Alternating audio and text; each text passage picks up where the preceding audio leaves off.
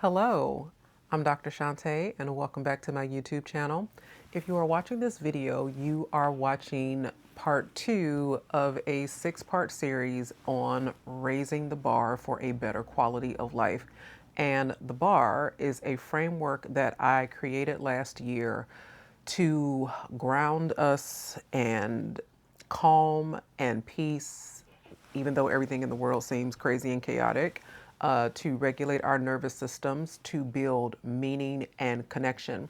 And the BAR framework is also what I use to create 6 questions about how I would structure my year. So instead of setting goals like I want to lose weight and I want to save money, I actually created a list of these 6 questions.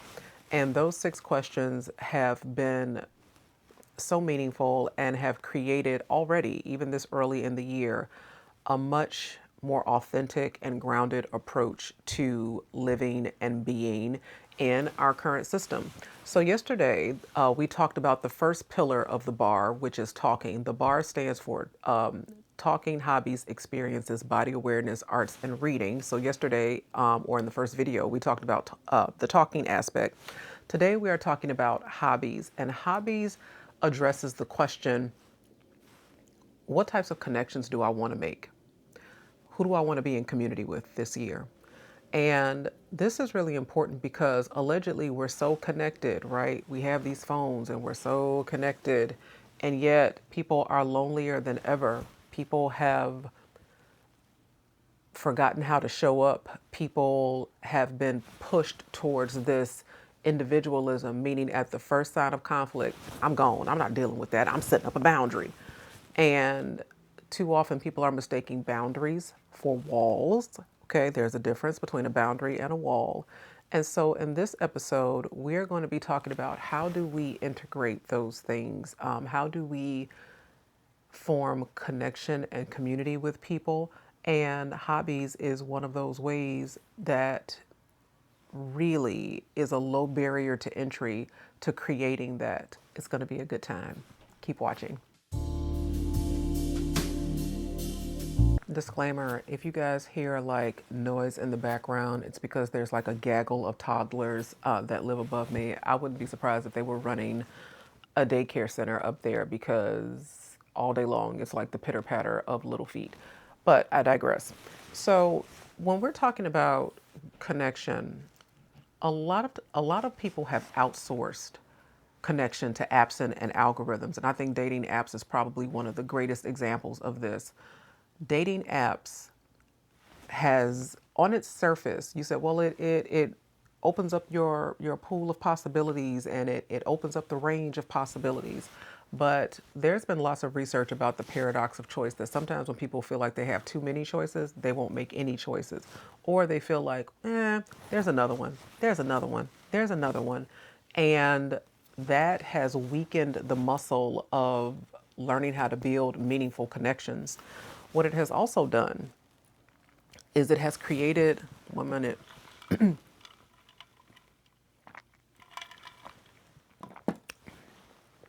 it's created this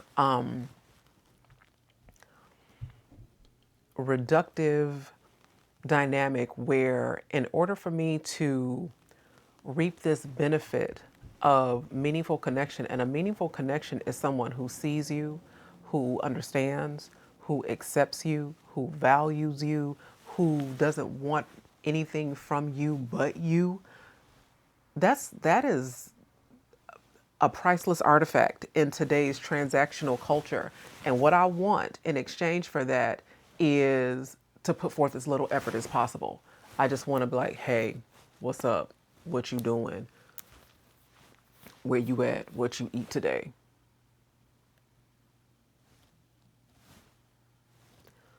No. There is a universal balance of sowing and reaping. You know, when you sow sparingly, when you put in very little effort, you are going to reap very little benefit. When you put in more effort, and this is not a pitch to be overdoing, this is not a pitch to be love bombing, this is not a pitch to be rose petals at your feet, I have booked a carriage, I have secured the tickets to London. Could we stop? Could we not? Like, let's not do extremes, okay? But it does require more affect. It requires a leaning in. It requires more of you, of your actual person. It actually requires you to participate and engage rather than this passive, yeah, grand rising, good morning. Like, it requires more than that. It requires more than that to cultivate friendship. And so there are three things that are kind of like stymieing the dynamic to build those close connections. And the first of them is the performance trap. So a lot of times when we meet people, people talk about the representative. It's this, hey, this is the best version of myself. And it's that kind of tap dance dynamic. And when you're building authentic connection is not built through performance. Authentic connections are not an audition, because what that presents right off the bat is this dynamic of, I want you to like me. I want you to like me. And now I'm doing the best that I can to get you to like me. And it's like, that is not the approach that we're going for here. The approach, and we'll talk about this a little bit later in the video, the approach is, I am showing up as myself. I'm showing up as my authentic self. And that is an energy that resonates with you, or that's an energy that doesn't resonate with you.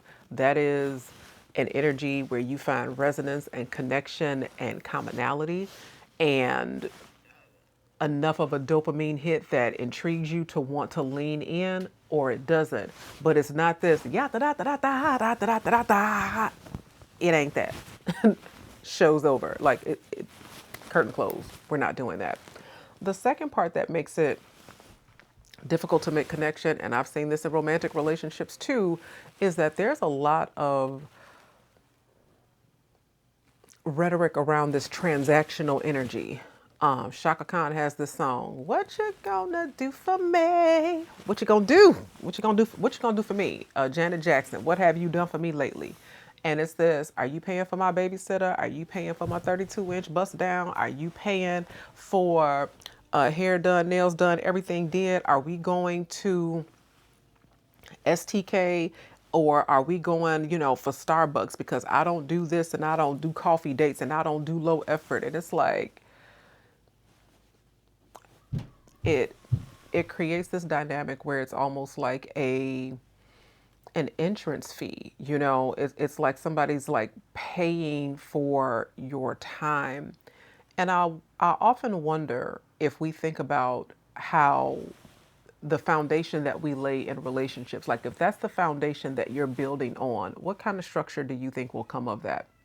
So many people enter potential connections, friendship, romantic and otherwise, wanting to be taken care of. A lot of that type of rhetoric, a lot of that type of thinking really comes from a scarcity deficit of, I was neglected, I was abandoned, I was unloved, I had to work, I had to raise myself, I had to buy my own lunch, and I had to get it out of the mud. And so I've been neglected, and I want you to take care of me. I want you to heal those wounds. I want to experience for once in my life what it is to be precious to somebody. That's the type of stuff you work out in therapy, Buki. That's the type of stuff you work out with the Lord. That's the type of stuff that you work out through healing and breath work and body work, and the release of trauma. That is not the type of thing that you do when you're trying to be in meaningful connection with somebody, because they're not a genie in a bottle. It's not their job to heal you, okay? Now, a lot of things can be healed in relationship, like, wow, through this connection with you, I do feel nurtured, I do feel loved, and I'm grateful that I've had that experience to know what that's like. But to start off with this transactional expectation is really toxic and unrealistic. And then there is the third problem, which is vulnerability. I love health. I have been really blessed to have a deep bench of women friendships. I was raised with this rhetoric. You can't be trusting women. Girls are messy. Girls are catty. Girls are this and that and that. And boys are just easier to be in friendship with, or whatever. And I'm glad that I did not listen to that because I have a really deep bench of just soul sisters that I would go to the mat for, and they would go to the mat for me. And we root for one another, and we cheer for one another, and we do life together. But that requires, excuse me, vulnerability. That requires being able to sit with and sift through the parts of your friends and of people that are uncomfortable, that are unpleasant, that are not for polite company, okay? And too many of us are stuck in this guarded, jaded, cynical barrier wall that doesn't allow people to really get to know you. And when people try to get to know you, so how are you doing? Tell me about it. Like, oh, I'm cool. I'm fine. I'm good. I'm cool. I'm fine. I'm good. I'm cool. I'm fine. I'm good. You always cool. You always fine. You always good. And so then, because you always cool, fine, and good, people stop asking you how you doing, and now you're the friend who's doing everything for everybody else, and nobody's doing anything for you, or you feel like nobody's there for you. The reason why nobody's there for you is because every time they ask you how you was doing, I'm cool, I'm fine, I'm good. You see how this works? So those are the things that keep us from having connection. Let's talk about how to build connection and why hobbies are a really great vehicle for that.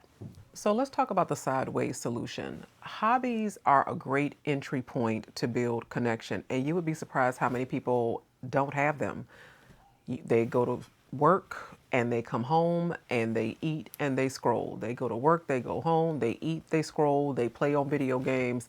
And not to say that video games are not a hobby, but in terms of, and there are gamer communities, it goes deep.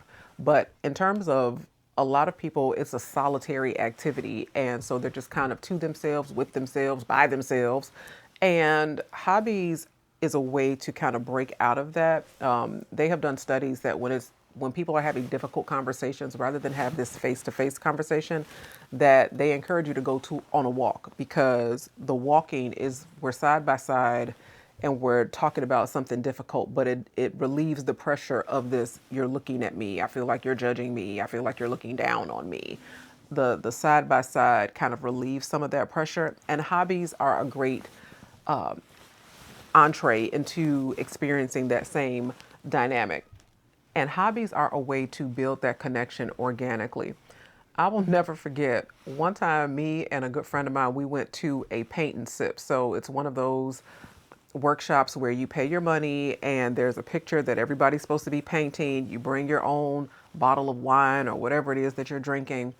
And I remember this was in the South Loop. So it was, I forget the name of it. Like maybe I think it was like Bottle and Bottega on Michigan Avenue. And there was like almost exclusively all Black people in this workshop class. And so the playlist, so the teacher, she was a white woman, but the playlist was also very Black. Okay. So I was like, okay, it's a vibe. So we're sitting up there, we're sipping and we're painting and we're sipping. And the song Cream by Wu-Tang Clan comes on. So again, we're sipping and we're painting. And the part of the song where they say, cash rules everything around me, cream get the money. I kid you not, every Black person in that workshop said, dollar dollar bills, y'all. And it was unplanned, it was uncoordinated, and everybody looked at each other and we just fell out laughing because it was so Black. It was so Black. Okay. And that's one of those things, like it just kind of through the hobby, through the activity, we kind of broke the tension and we're having side conversations and we had a moment and it was organic. It wasn't this, so tell me about yourself. It wasn't that awkwardness. And so for those of you that have wanted to get into tactile arts or culinary arts or book clubs or conversation clubs, letter writing, pen pals, gardening, running clubs, like lean into that side by side dynamic, because here's the thing, right? When you think about who do I want to be in connection with this year? Who do I want to be in community with? It's a long year. It is a long year. And so finding points of common interest is a great way to do that. And it doesn't mean that you are going to be buddy buddy with everybody in the group, but that repetition, seeing each other, the same faces on a regular basis, seeing the same faces engaged in the same activity, learning how to encourage one another, learning how to look for one another. When somebody doesn't show up, it's like, hey, have you heard from Diane? You know, do we want to check on her? That is how you build community. One of the ways that I've built community, one of my favorite ways, is through salsa dance. And so very much looking forward to the Bad Bunny Super Bowl because, baby, don't get me out there on the 5, 6, 7s. But through salsa dance, there's a whole large salsa dance community, and it just kind of became like a second family because you dance with people, you take classes with people, you're learning with people, you're laughing with people, and next thing you know, it's like, hey, we're going across the street to grab a drink, or like, hey, I'm having a Super Bowl party, or hey, so-and-so's birthday is coming up, and it just organically builds. And that's another thing about hobbies and also about connection, is that it's okay to take the time to get to know people. It takes time to get to know people. It takes consistency to get to know people. It takes more than what you doing, what you eat today, what you doing tomorrow, what you wearing, send me a pic. That is not it. That is so far from it that that is not even in the neighborhood of it. And so that shared experience generates bonding. That shared experience generates a sense of community, camaraderie, and connection that can grow over time. A lot of times we want these just add water connections, these just add water communities, these just add water love lives where it's like we saw each other and boom, it was just instant chemistry. But chemistry is not connection. Chemistry is not compatibility.